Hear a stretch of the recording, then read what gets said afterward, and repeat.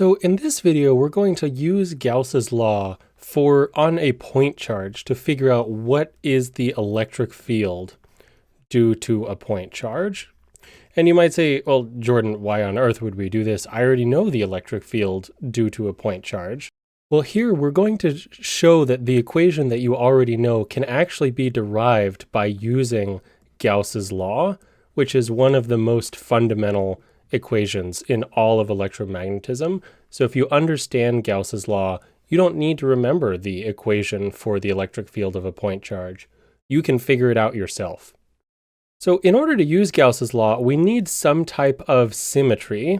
And so what type of symmetry do we have for a point charge? Well, it's just a single point in space, so it might not be entirely obvious, but let's say that we had a sphere and we kept shrinking it down and shrinking it down and shrinking it down, shrinking it down until it was nothing but a point. That is exactly what a point charge is.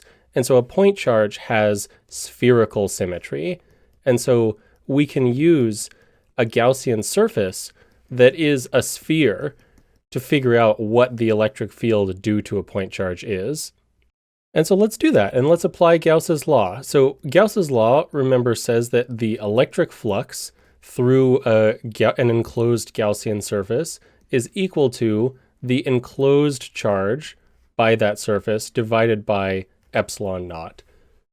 And so if we draw our Gaussian surface as a sphere, and let's draw it as a sphere with some radius r, so we can figure out the electric field at some arbitrary distance away from the point charge, then what is our electric flux through this surface?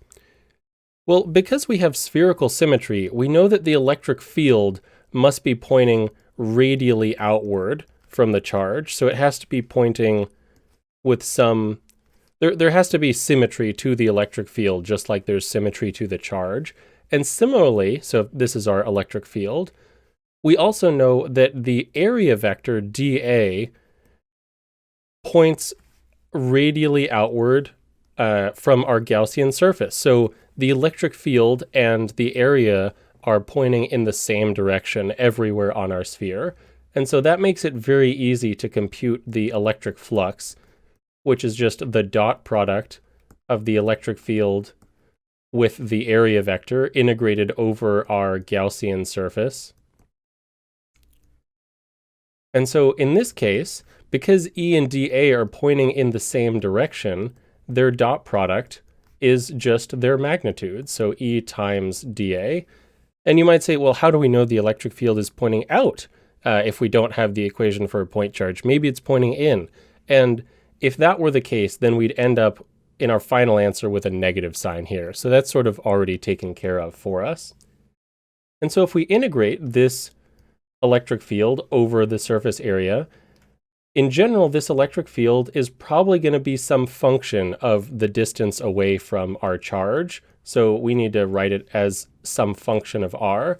But because r is constant along our Gaussian surface, so this is r, this is r, this is r, everywhere on our surface is a distance r away, the electric field is going to be a constant. And so we can pull it out of the integral. And so this is just equal to E as a function of r times the integral of dA over our Gaussian surface. And this is my absolute favorite kind of integral because we're just adding up all of the little dAs, so all of the little surface areas of our Gaussian surface. And this is just equal to A. So we add up all the little dAs, all the little tiny pieces of surface area, and we get the total surface area. So we have E of r times A. Okay, so we have the electric flux. That is phi E, our electric flux. Now all we need to do is figure out the charge enclosed. So what is the charge enclosed by this Gaussian surface? Well, no matter how big it is, if it's, if r is tiny or if r is huge, we always have the point charge inside our Gaussian surface, no matter how small we make r.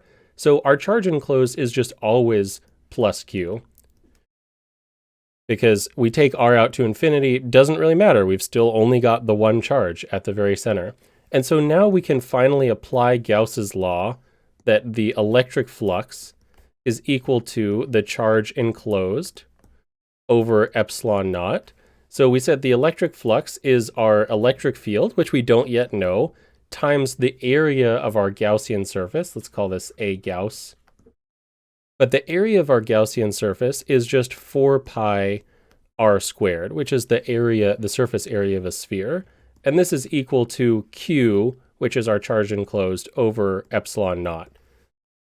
So if we divide both sides by 4 pi r squared, we get that our electric field is equal to 1 over 4 pi epsilon naught times our charge divided by r squared.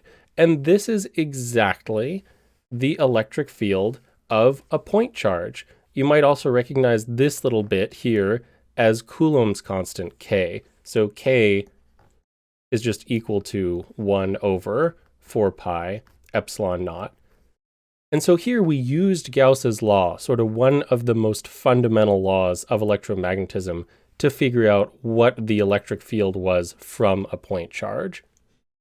And so if you have Gauss's law, if all you remember is Gauss's law, you can figure out basically everything else from that in electrostatics. So it's a really awesome thing to remember. As always, a big thank you to my supporters on Patreon. You are all awesome. If you aren't yet a supporter, get early access, exclusive content, a peek behind the scenes, and become part of the community by clicking on the link below.